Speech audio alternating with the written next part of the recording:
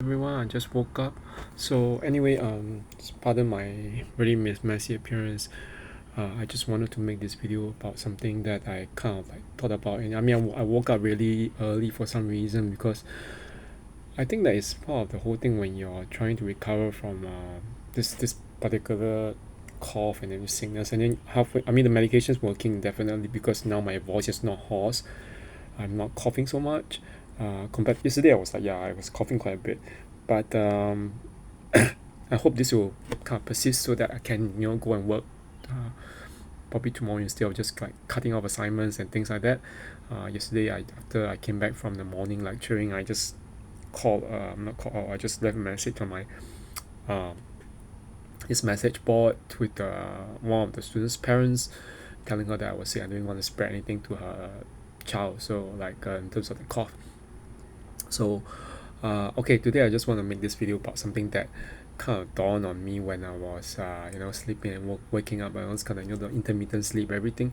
So hopefully, if after this I can still go back and take a bit of a nap or whatever. So yeah, because I'm a bit tired. So but no, actually surprisingly, the medication has made me sleep better. I get deeper sleep. I don't know why. Okay, but I want to just talk a little bit more about this. I think concerning kindness. This is not related to what I was like uh, talking about my other videos, but uh, you all know that actually about 8 years ago, that when I was in a situation of psychological grooming and narcissistic abuse, that it was very very debilitating, because I think that the one thing that we all go through after we have been like psychologically and narcissistically abused is that we really lose our trust in people. I know that for sure, because one thing is that I no longer got out, and that one thing is that even that former friend from New Creation Church, she doesn't. I don't think people understand it. They think that it's just a case of like, why don't you just snap out of it, or but people. It's not that she was being mean or anything. It's just that back then they have a very magical thinking, so they think that it's just like, oh, God will heal you, whatever. But it's they don't realize that these kind of things have very deep seated root inside. They leave their kind of like little hooks in you, and once the hooks get set, they'll take root, and then they'll it's like a plant. The roots will just grow so deep until it contaminates your whole being. And so until you pull it out, until you do some kind of like different kind of things, like for example, people with like in the spiritual circles will say you need to do some cord cutting with the people who initiated all these things, or in the extreme cases, yeah, they have even things like rituals to sort of like burn the energies and the cords and whatever. But I'm now that I'm like Orthodox Christian, I don't think I should be doing all this, and I can trust that like God will somehow help me to resolve it over the years, and also with therapy, with the help of a therapist.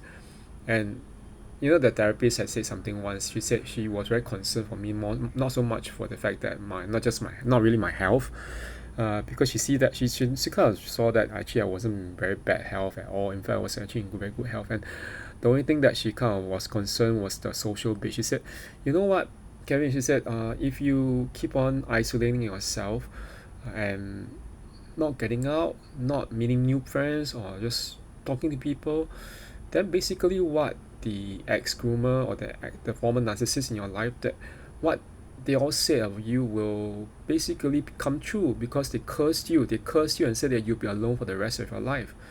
And isn't that kind of like a self-fulfilling prophecy with you isolating yourself? So so she got me into that corner. It was a corner where there were all. With the help of the counselor, the psychologist. Now she's actually going to be on maternal. Yeah, she's going to be on maternity leave soon for quite a number of months. So I won't see her until maybe the beginning of next year, when she has finally given birth, and after that when she's come back from her maternity leave. But before that, the counselor who was like directing my case to her, he brought me over to the this corner for the counseling center. I think it's mainly a lot of these senior citizens and older people who were volunteering, and he did ask. He and the psychologist, they asked me like how did I feel about it. I said, I didn't feel that I was really comfortable with it. but it just kind of it just kind of dawned on me that I seriously realized that I haven't been very social after all. And and the thing is this, when I had this kind of deep, it's not really a debrief but a kind of situation when I was talking with a psychologist about this thing. She said, but you know that, Kevin, you know that when you were at that kind of corner, the thing is that this all these people, she asked me, do you realize that all these people are quite old? Some of them are like they're really that old, it's like in their 60s and so on. And some are not in good health, obviously, and some of them were introduced by the other like family members or like family friends or whatever, so, and neighbors who thought that they might need some help or some kind of social support. And she said, that actually some of them were very aware that they don't have much time left in terms of their years. They have maybe a few more uh, decades or years, and they feel that it's just like they're just trying to find some kind of meaning. And she said there's a kind of reality to it. So, but what do I want to say? It's something quite different because when I was in Korea, a lot of people don't realize that. Sometimes people say, "Well, your holiday was your break, okay, was like almost three weeks and more, almost like I think it's 21 days or almost 1 month." Okay, I actually should have gone for 1 month, but I think that I didn't really plan on that, and it was a last minute thing, where it was very last minute, and I realized that there's a lot of kindness actually. The one thing that kind of made my whole experience very different was the realization that kindness really changes the world. It changes the world beginning with us inside. Okay, why do I say that? I haven't really talked much about that because in Busan, actually especially in Busan, Seoul was very good too. Koreans in general were very kind to me, but especially for someone like me who has been very socially withdrawn for quite a number of years. Like I told one Australian friend whom I met in Korea, I told her quite some time back, a few years ago. I said, Sophie, do you know that that's her name, Sophie? Do you know that I was in isolation, social isolation for 2 years? I didn't talk to anyone from 2016 2018. She said, yes, I know. She knew what I went through, and she said, you know what, don't get so bugged by all this idea of people, whatever, and that they're grooming you, they're stalking you, they're manipulating you, whatever, or it's a past, and she said, if they've not been good to you, then you don't have to even think about doing things like getting back at them, and not just seeking revenge or what even else about the how should I say, all those kind of so-called things you say, spell work or whatever, feces spell. But that was that. But one thing I want to talk about is why how does kindness change this whole world inside within us. I think it really pre-programs us. I'm not joking about that because at this particular church of it's called the Church of the Holy Annunciation of the Theotokos. Theotokos meaning the Mother of God. Okay, it's not a Catholic church. It's actually an Orthodox church. It's probably the only Orthodox church I think in Busan. I think the only Greek Orthodox church. I don't really know about the Russian Orthodox churches, and as you all know, I'm in a kind of situation where I can visit a Russian Orthodox church, but I don't want to get into any kind of political squabbles or any kind of uneasy situation with people, like let's say concerning the my situation, my church, which is affiliated to the Ukrainian Orthodox Church, especially now in this kind of situation. So but back to the whole thing about that church. I was in I went to church. At the doorstep, the priest's wife, okay, because Orthodox priests can marry actually until after ordination. So the priest's wife actually greeted me at the doorstep, and then we were talking. So because she was asking me everything Korea, so she was a bit surprised initially that when I told her, oh, actually I was actually a student back in Seoul National, and she told me about the service, the liturgy, when it starts, and what and how how many people, like it's a very small church. It's not a very big church. So but after that, like when as the service went on, she actually I think anything that she just left me there. She just told me to get seated, and at the end, I mean nearing the end, like I think because Orthodox church services are centered around the Eucharist, the bread and the wine when they serve it, and then after that they give you, for those who are visitors, unless you're Orthodox, very rarely they don't actually give you the Eucharist, access to the Eucharist, but they have the antidoron, the blessed bread, which they give to everyone. Okay, so when I went out to get the blessed bread, she just went up alongside and told her husband, who is the priest, and told him, oh, this guy, this man, is actually from visiting from Singapore. He studied in Seoul National University, and he said things like, oh, he's actually a smart guy. He should be able to study Seoul National. I mean, I don't know how smart I am, but probably, yeah, I guess so. I guess it's true. And then her husband was like smiling at me. He said, "Oh, you're a very smart guy." I mean, it's the whole thing is like we need. I realize that we need a lot of this kind of thing. There's a kind of thing called intermittent reinforcement. That when something is like driven into your mind, it can be something positive, also negative.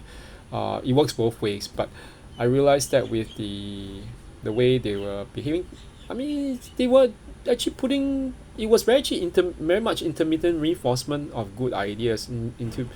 The thing is this: when I've been like abused for, even, I mean, it's months, just a few months of emotional abuse, but the effects can last a long time, and you realize that people are not, they don't stop, they keep on coming back over and over again even after discarding you.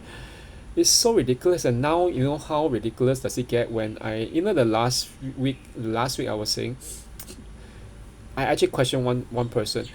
Are you a friend of the groomer? Are you a friend of the groomer? He kept on denying it, but it's too bad. You know the person. How can I trust you when the thing is that, how do I trust you when you know the person and who that person is hanging around with? It's it's just a whole feeling. I don't trust them. Okay. I'm not, I don't, I mean that so-called friend here, or acquaintance. I don't understand what the heck of this all these people are. Okay, but um but anyway, talking about the experience with the people in the church, after that, the service ended, she told me, oh, we still have lunch, please come along and have lunch with us. And it's a very common thing in Korean churches of various denominations and traditions, where right after the church service, they'll provide you lunch as whether as a visitor or even as like an old time member, where they will, like, for nominal fee, depending on the church itself. It can range from, let's say, in the case of the Orthodox churches, I noticed it's about 2,000, 3,000 won. It's very common. The one at Yongnak, which is a mega church, it was the Presbyterian church. It was many years ago when I last attended it, in Seoul. It was about maybe 5,000. It was all these are very big Korean meals. You're not just talking about small meals. The ones in the Orthodox church is smaller, but well, maybe that's why the people in Orthodox churches are a bit slimmer. But I mean, it's not the issue. The issue was that the service, after the service, and then during lunch, she was telling the members, oh, please keep Kevin occupied and get to know him better, and then he knows Korean well enough to actually converse with you all in Korean, so don't really don't feel that you can't talk to him and everything, and I mean, the whole kind of thing. And the priest wife was actually very, very kind. She actually, at the end of the service, she had said, I'm very glad you actually understand the service. Do you understand how far do you understand? Yeah, I said, I do understand, because there's a very short, I mean, it was relatively easy to follow, and then it was, on top of that, the priest had that short message about something concerning humility, saying something that, he said on all these different things, like, observing our all these different things that we do as Christians. There's one more thing that was an example that Christ and his disciples had set for us, and that was the example of humility. Kyomsom, yeah. So, and I can't remember it. I think that basically the kindness really can actually affect you when people are kind to you. you will remember it, and when you remember it, you actually neurologically your perspective of people will start changing.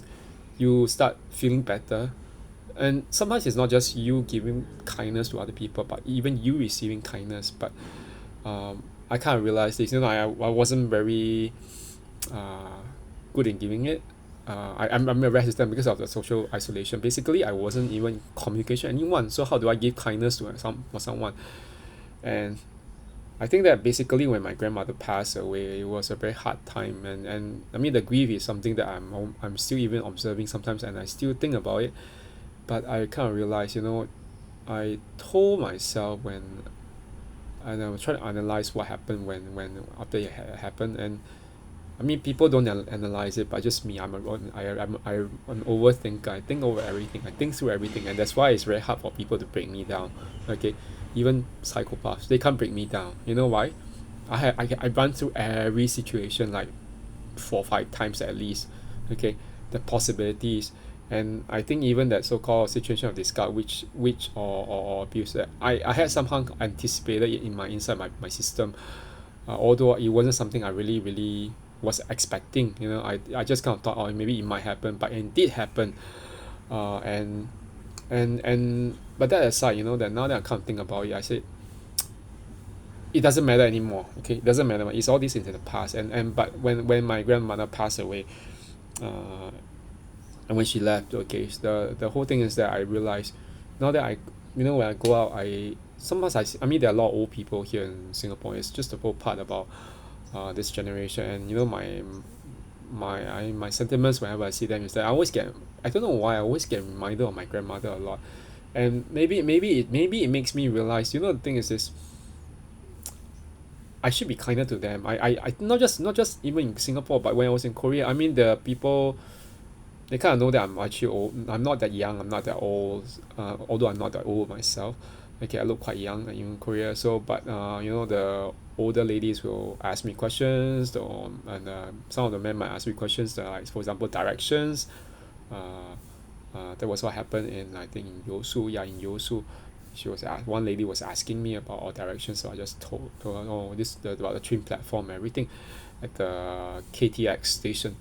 Um, I just kind of realized this, that the kindness that I experienced, even during a grooming situation from other people who really care about me, or even after, things that those rare moments, those are very rare moments of kindness. But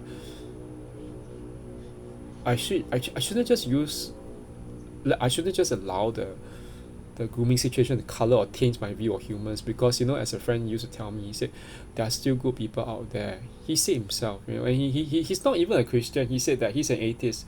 He said, Kevin, you should see that, this is only one experience, one person who had ill intentions, who actually tried to destroy and break you. Okay.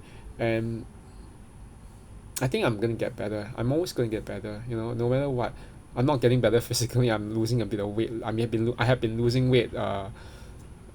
The beginning of this year, and I did tell my friend, my coach, drop. I need to gain back all the weight and muscle because I think my PTSD is not killing me, but it's making my health suffer. And he did say, yeah, you need to do that. Okay, but I'll help you. So now I'm still gonna get back. And the thing is this, that when I do something, I think about this. Kindness really makes the world go change. Okay, I don't know about making the world go around, but it changes the world. It begins with us inside the way we behave towards other people. And I think that the kindness of my grandmother was the one thing that I realized, that she's not even a Christian. And the thing is that I always remember that. And I think that I'm going to actually keep on remembering this lesson, this thing I learned. Because I don't know how long I'm going to be able to live after. I mean, for the next few. I mean, I'm how my next few years of my life will ensue, and how you unfold. And the thing is, the good thing is that, I mean, I have this position, to lecture in a university, and I think I've been doing my best. Okay. I hope that it can continue for at least a while, until I get settled something in somewhere. And I want to actually go back to studying in a degree in psychology and counseling. And yeah, to help people. I know that this whole thing about kindness, this is something that I think it's really a kindness of a kindness is an economy in itself, like a cycle. When someone is kind to you, it's a little bit like karma. There's good karma, there's bad karma, but when someone is kind to you, you want to return the kindness to the person, and it's not like to the person, you in turn you also give it to other people who are directly not directly in that circle of kindness but outside of it. Of course, there are people who abuse it, like the groomer and the narcissist, and they do that all the time because it's just not in them, and their very fabric is evil. Okay, they don't tell you that they're evil, because they have all these reasons to justify everything, and to them it's like evil is good, good is evil. It's just a very twisted world for them. But for us, we're not like them. We are not, because we have empathic qualities. uh, we don't just know such things like shame, uh, guilt, remorse. We don't just know that, we also know that there's such a thing called love. Love is the highest emotion. Okay, it's higher than things like hatred, anger, rage. Love is the highest. Love, some people never grew up with love. I had a lot of love, and I realized that that love wasn't just shown to me by my family. Okay, by the women in my family who were very strong. uh, it was also shown by uh, even random strangers. I kind of think about it, and I know that, and I realized, I told one friend, Pilar, yeah, Pilar, that Spanish friend, Pilar, I don't know, I remember still when I actually had a breakdown in the train after the this guy was really serious. I don't know what happened. I just went catatonic, and started, not catatonic, I didn't freeze, but I just started crying because I think people look at me, and then I was like, why are you crying? One lady, this African lady, this black lady, just came up to me, are you okay? Are you okay? No, I'm not okay. I'm not okay. It was like 8 years ago, and the thing is that it seems very. I mean, I felt so embarrassed that I was doing it, but I can't control myself. I'm quite histrionic in the sense that, uh, the kind of thing, this kind of thing is the kind of trauma, and it feels like someone had just peered. I told my friend, I feel my heart, why is my heart burning, like some. It feels so painful, and it wasn't even a heart attack or anything, but it wasn't even a heart attack, but I think now I realize, I look back and I said, that lady, she didn't know me, but she saw that I was in a lot of emotional pain and trauma from being. She probably didn't know that it was abuse trauma, but she saw it, and then she wanted to just help me and give me some comfort. Um, and I realized this: there are kind people. There are still kind people out there, and even the during the EMDR session, one of the EMDR sessions, that when the psychologist was helping me to actually ascertain my surroundings, when that discussion was happening, the conversation said, do you look around with your eyes? I said, yeah, because I have very good peripheral vision and everything. Even after the thing ended with me and that groomer, whatever, the groomer and that narcissist walking off to the train station, to the subway station. uh, I remember there was a lady, a Malay lady, those, the wrapping of the Muslim, the what's it called? It's not, yeah, the hijab. And she was talking with her another man, maybe either her friend or husband or, yeah, boyfriend. I'm not sure, but I don't think the guy was looking at me, but she was looking at me, and she asked me. My psychologist asked me, how was her expression? I think she just gave me that Malay lady actually looked at me and gave me a very, very concerned look, as if like, is this guy okay? He doesn't look like he's okay. He looks like he has just gone through a kind of battering. Yeah, it wasn't. It was emotional battering. Obviously, it wasn't like physical, because of course it could have evolved into physical battering, but it didn't. Okay, because we were in Starbucks. So and then it was like, I told her, that Malay lady just looked at me with a lot of this very concerned look, as if she's like, is this guy okay? He looks like he needs some support or some help, but I don't know. We can't go up there because we don't know him, and we just can't help him because he's leaving the cafe to go off. So And you know that at the point in the session, my psychologist just said, Kevin, you realize that there are still kind people out there. They don't know you. They want to help you, but they can't. They really, really want to help you, you know. And you saw it, didn't you? Like, I said, yeah. So he told me to remember that, because you said that it's never about the groomer or the narcissist who actually did that to me. Okay, all those abuse. Okay, it's never about that, but it's actually the things around as well, the surrounding things. And after that, I think, yeah, it kind of started changing the way I looked at certain things, and even people. um as you all know, now I'm still in the process of like readjusting out after this realization. Oh my goodness, these people are still around, and they never seem to get, they still keep on trying to, you know, copy or try to one up me in whatever I do. And I'm actually not even, as a person, I always say, you know, there's always moments when you feel that you regress in life, you're not moving, or it's just that you just, maybe some things you don't do as well as you ought to. But I realize this one thing. It's never about, life is never about this. Like, we can't always like, oh, it's not going uphill all the time. There's no such thing like going uphill all the time. There are bad moments, and sometimes even this moment that I think like I might be going through a downtime emotionally, or if not that emotionally, in other things in my life, other areas, such as my own, like, things, my interests, my when I'm doing fitness and everything. So uh maybe it's just that it wasn't, or my health. I mean, it might not always be like, it's not like a uphill thing. It's always like, sometimes it's down, up, down, up, down, up, down. But that's life, and learning to accept that is better than trying to always project the idea that I'm going up and up and up and up. uh we know that narcissists always do that. It's a fake image. It's like, I'm always doing so well. It's I told my friend this thing. You realize how now, why, after realizing that groomer is in the fitness industry now, the very industry that I was in, and having stolen a whole life away from me. Now you know, I asked my friend, one friend, the friend PR, now do you know why I left the industry? He said, yes, I know. I think it's a very fake industry, a lot of fakeness. He said, it's not just fakeness, it's toxic positivity. I have to pretend to be okay. I have to pretend all the time, okay, that everything is okay, everything's so lovey-dovey, everything's so glowy and cheerful, when it's not. I can't be. I want to be authentic, okay?